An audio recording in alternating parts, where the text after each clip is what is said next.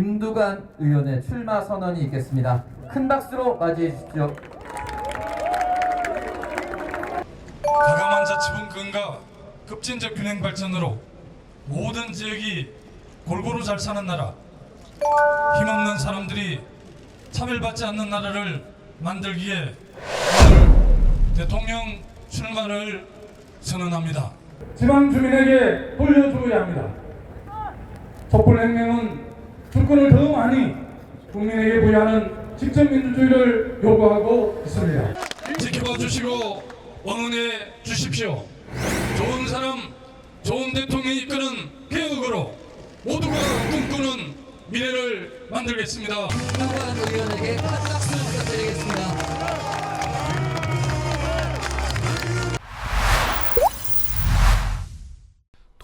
돋보기 프레지던트. 예. 반갑습니다. 항상 느끼는 거지만 돋보기 아주 좋습니다. 예, 감사합니다. 갈수록 멋있어지는 것 같습니다. 뭐 박수도 많이 나오고 있습니다. 자, 오늘 김두관 의원이 출마 선언했죠? 예, 예. 네, 그런데 네. 김두관 전문가라면서요. 김두관 의원과 인연에 대해서 간단하게 아니 뭐 말씀해 주시죠. 저도 꽤 오래 저 군수하실 때부터 제가 잘 아는 분이고 네. 본격적으로 서로 알게 된 건 2003년?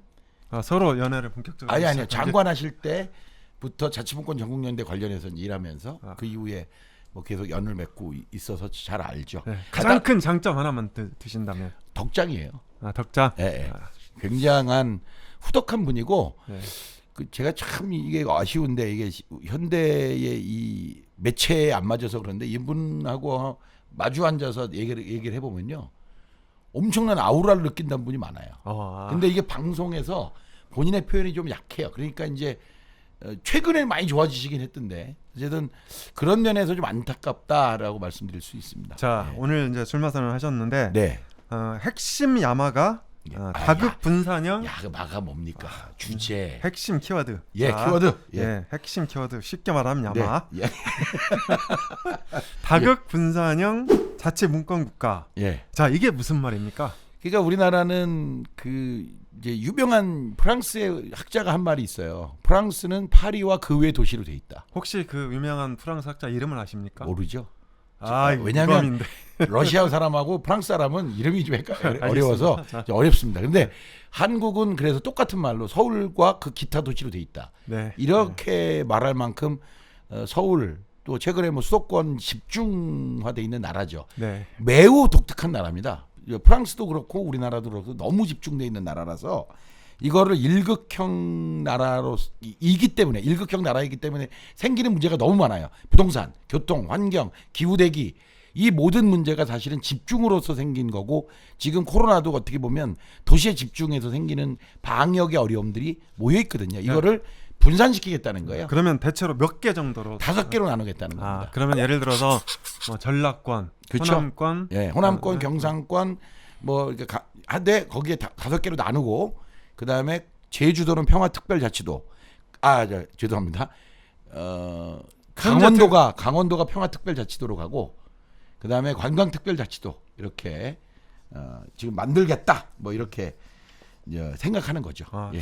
근데 우리 김두관 의원이 예. 옛날부터 이제 이런 말씀을 하신 것 같은데 네. 최근에 그 이런 이제 공약을 네. 그러니까 좀 가다듬고 또 홍보도 많이 하고 네. 또 본인의 어떤 트레이드 마크로 예. 이렇게 쭉 갖고 왔으면 예. 많이 알려졌을 텐데 예. 그렇지 않은 점이 좀 아쉬웠던 것 같아요. 그러니까 저도 그 부분은 제일 아쉬워하는데 그 우리 2018년도에 그 저기죠 문재인 대통령이 그 개헌안을 국회에 보냈지만 사실 논의도 못하고 그냥 폐기돼 버렸잖아요. 네.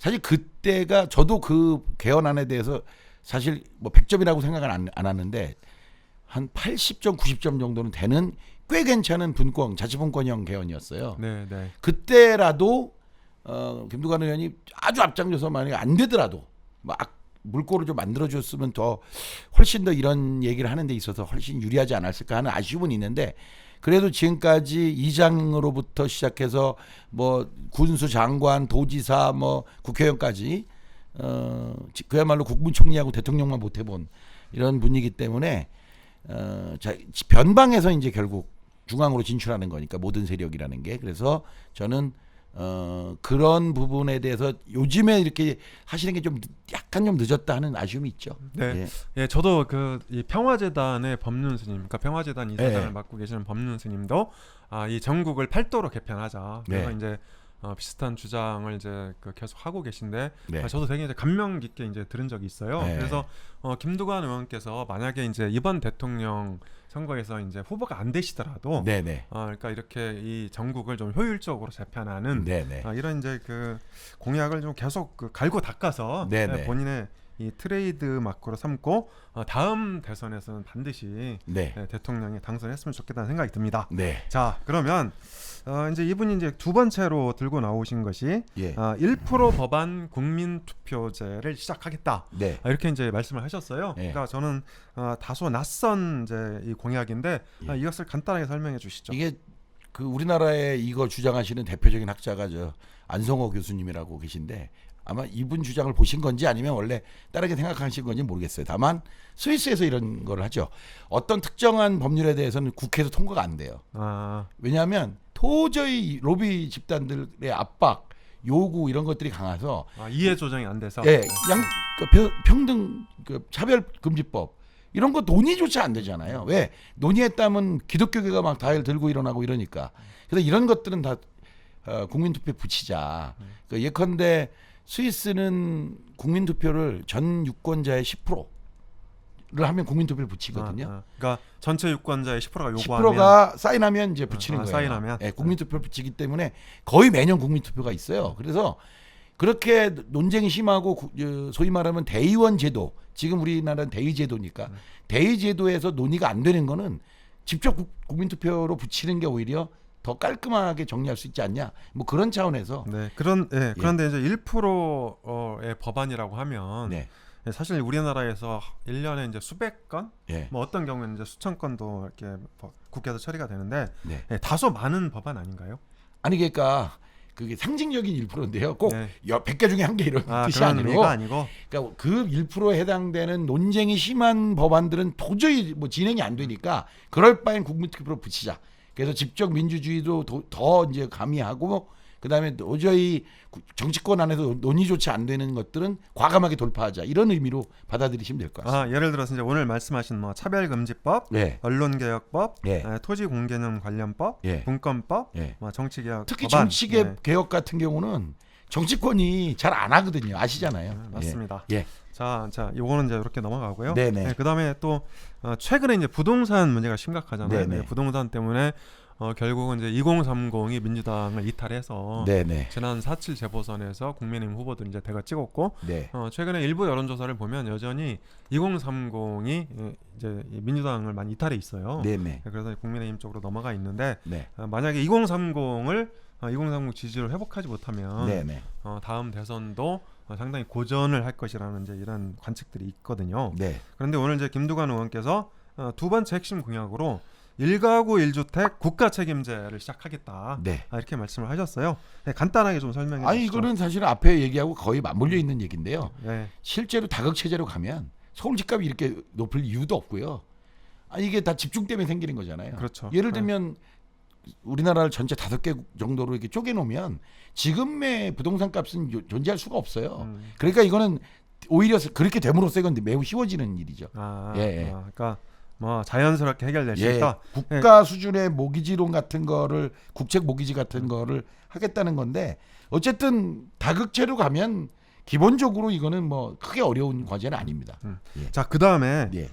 지난번에 김두관 의원께서 광주를 가셔갖고 네. 국민기본자산제를 시행하겠다고 이제 전국을 다 도쳤죠. 전국. 그러니까 그때 처음에 광주 가서 말씀하셨어요. 제 기억이 나는데, 그러니까 첫 이 공약을 네. 공약이라기보다는 본인의 이제 대표 공약이죠. 네네. 대표 정책이죠. 그래서 이제 2023년이면 내후년이잖아요. 네. 그러니까 태어나는 모든 아이들이 20세가 되는 해에 네. 6천만 원 이상의 자산을 주겠다. 네. 이렇게 말씀을 하셨는데 제가 보기에는 이제 두 가지 의문이 좀 있어요. 예를 들어서 기본 시리즈, 그러니까 기본을 붙이면 네. 사실 이재명 지사가 선점한 이제 기본 소득, 기본 대출, 기본 주택 이런 것들에 좀 가리는 부분이 있다. 그러니까 즉 기본을 붙이는 순간 이 주도권이 이재명 전 예, 후보한테 맞습니다. 이런 부분이 있는 것 같고 예. 그리고 이제 그 우리나라 형편에 예. 20세 때 6천만 원을 다 줄 수 있나요? 아, 그러니까 지금 출산율이 30만이 안 돼요. 그렇죠. 무너졌죠. 예, 점점 내려갈 거거든요. 근데 우리나라의 지금 그 증여 저기 상속세가 약 11조 정도 거칩니다. 1년에. 아, 그거밖에 안 됩니까? 예, 11조 정도 거쳐요. 대충. 근데 이거 계산하면 대략 9조면 돼요. 단순 계산하면 단순하게. 9조 정도 되는데 사실 상속 증여세라는 게 부모가 자식에게 물려주는데 거기에 따른 세금을 내는 거잖아요. 이 세금으로는 사회가 청년에게 물려주는 돈을 쓰자. 의미로 보면 괜찮아요. 근데 이제 여기서 단점은 이제 어느 분이 저한테 딱 한마디로 가르치셨는데 아이고 20년 언제 기다리냐 이제 이런 게 하나 있고 그러면 22년에 태어나 어떻게 하고 21년에 태어나 어떻게 하고 20년에 태어나 어떻게 할 거냐. 그렇죠. 예를 들어서 20년에서 그러니까 23년 태어나면 30년 사이 22년에 태어난 애는 하나도 못 받을 거 아니에요. 예를 들면 못 받는 그래서 거죠. 네. 그거를 하기 위해서 예를 들면 6천만 원이다 그러면 금액을 좀 조정해서라도 그 전에 태어난 사람들도 혜택을 받게끔 설계를 하겠다라는 말씀을 항상 하시죠. 네. 그러다가 혹시 최근에 이재명 지사가 기본소득 공격을 받으니까 네. 일단 월 4만 원부터 시작하겠다 이렇게 해서 이제 그게 용돈 소득이냐 뭐 이렇게 논란이 있는데 이 돈 액수가 확 줄어드는 거 아닙니까? 아니, 그러니까 2023년도에 태어난 애들부터 기준점을 놓고 조금씩 낮추면서 마치 가는 거니까 그거하고는 좀 다르고 기본소득 같은 경우는 실제로 돈을 아낀다 그래도 우리가 1년에 쓸 수 있는 가용자원을 그러니까 세수만 증대하면 뭐 관계 없겠죠. 그런데 세수를 증대하지 않는 전제 조건에서 예컨대 1년에 뭐 월 10만 원 준다든가 월 뭐 30만 원 주는 거 자체가 어려우니까 네. 장기적인 미래 노동 형태의 변화에 따라서 장기적 과제로 가자라는 주장으로 저는 이해하고 있고 기본자산제는 어차피 그 유럽에서 여러 형태들이 나타나고 있어요. 그러니까 그 뭐 제가 이거는 정확하진 않은데 마크 주크버거 페이스북 만든 예. 이 사람이 유대인 출신인데 유대인 가문 중은 가문의 주크버커 저크버거 뭐 어쨌든 유대인들은 가문 전통에 따라서 20살이 되는 해에 뭐 어느 가문은 뭐 1,000만 원 주는 가문도 있지만 아마 마크 주크버거 가문은 되게 참 잘 살았나 봐요. 꽤 큰 돈을 받았답니다. 보통 저커버커라고 예, 하니까 좀 발음을 저커버거 예. 유념해 주시고 예. 예, 알겠습니다. 거기까지 그런 하시고. 거예요. 예. 아, 시청자 여러분도 이해하실 거라 믿고 예. 다음으로 넘어가겠습니다. 자, 또 이제 김두관 의원께서 OECD 삶의 질 12국가 진입을 하겠다 이렇게 네. 이제 말씀하셨는데 현재 한 OECD 40개 국가 중에서 한 29위 정도 한다면서요. 예. 그래서 한 10위 하려면 20개 국가를 추월해야 돼요. 예. 뭐 임기 중에 가능하겠습니까? 임기 중에는 사실 5년 안에 그렇게 다 하진 못할 텐데 저는 국가가 어떤 지향점을 갖느냐가 중요하다고 보는데 예컨대 이런 거죠. 정량적 발전을 지금까지 추구해왔다면 정성적 발전도 추구하는 게 바로 이런 전환이라고 보거든요.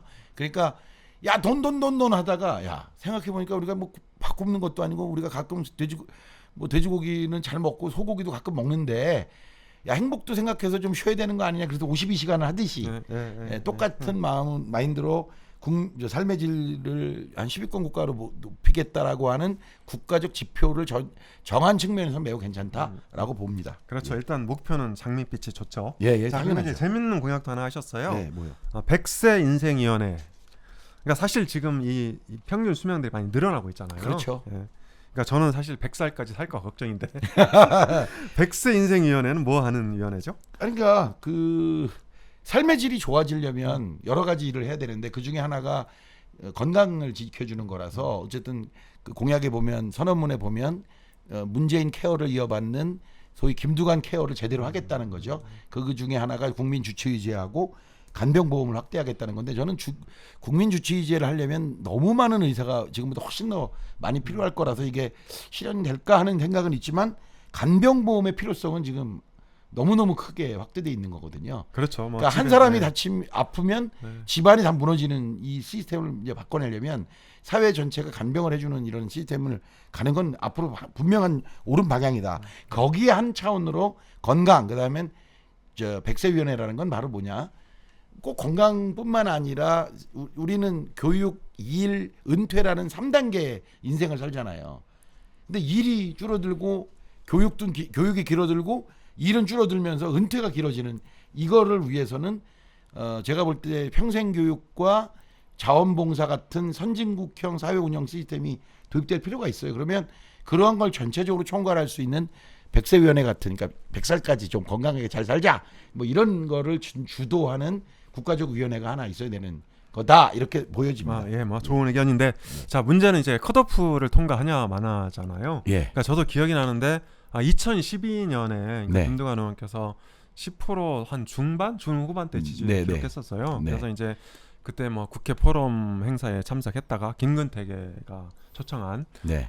이제 저도 그때 사실 가서 들었었거든요. 아, 예. 근데 그때 좀 내용이 너무 없다. 네. 이런 평가를 받으면서 네. 지지율이 빠지기 시작해갖고 아직 이제 회복을 하지 못하고 있는데 지금 컷오프가 11일이 11일이잖아요. 예. 그래서 정세균 전 총리하고 이광재 의원하고 5일날 단일화를 하게 되면 네. 대략 이제 그 박용진 의원, 정세균이나 뭐 이광재 단일 후보 네. 여기까지가 좀 안정권일 것 같고 이제 나머지 한 자리를 놓고 네네. 이제 김두관 의원님하고 이 최문순 의원, 양승조 충남지사 예, 예. 이렇게 이제 세 분이서 경쟁할 것 같은데 네네. 어떻습니까? 자신 있습니까? 아, 그걸 저한테 물어보시면 어떡해요. 그러니까 뭐 출마 선언문을 해설해 주는 사람이고. 보시기에 예, 자신 있냐? 자신 될까요? 그러니까 결국은 9명 중에 3명이 탈락해야 되는데 이제 2명 탈락만 남잖아요. 그렇죠. 네. 지금 그것 때문에 통과가 되지 않을까 하는 정도의 예상을 하고 있습니다. 역시 친한 관계에서 나오는 긍정적인 기대. 자, 우리 김두관 의원께서는 네. 2장에서부터 군수를 거쳐서 네. 이제 국회의원, 도지사 그리고 이제 대선 후보까지 오르셨어요. 네. 사실 우리 사회에 이 불공정 논란이 되게 심한데 김두관 의원 같은 이런 흑수저들이 네. 주류에 진입해서 대한민국 사회를 그러니까 바꿨으면 좋겠습니다. 저는 뭐 그게 사실 역사의 발전은 다 변방에서 왔고 그러니까 변방에서 온 세력이 중앙을 차지하고 다시 또 변방에서 온 세력이 중앙을 차지하는 이 과정들이 역사적 흐름이잖아요. 그러니까 그렇죠. 그렇게 저는 그런 차원에서 사실 변방의 왕따 대접을 받았다고 저는 생각해요. 저는 예, 너무 그동안의 왕따, 그러니까 변방에도 또 변방으로 취급된 측면이 있어서 그런 것을 깨고 이번에 좋은 성적을 거두실 수 있으면 본인이 생각하는 다극체제 국가로의 전환 이런 것들을 한번 볼 수 있지 않겠나, 이런 기대는 해보게 됩니다. 좋습니다. 자, 오늘 얘기 여기까지 하고 네. 자, 우리 돋보기 멋있게 마무리 한번 해보시죠. 오늘 빨리 끝나네요. 예.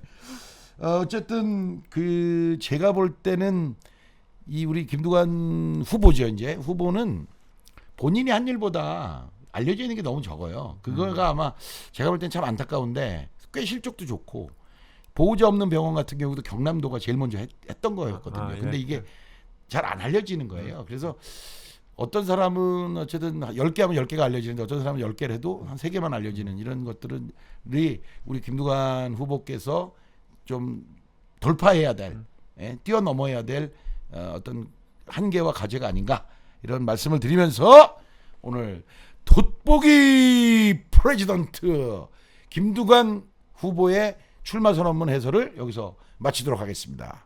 자, 여러분 구독과 공유 꼭 부탁드리며 김두관 화이팅 한번 하죠. 좋죠. 김두관 화이팅! 화이팅!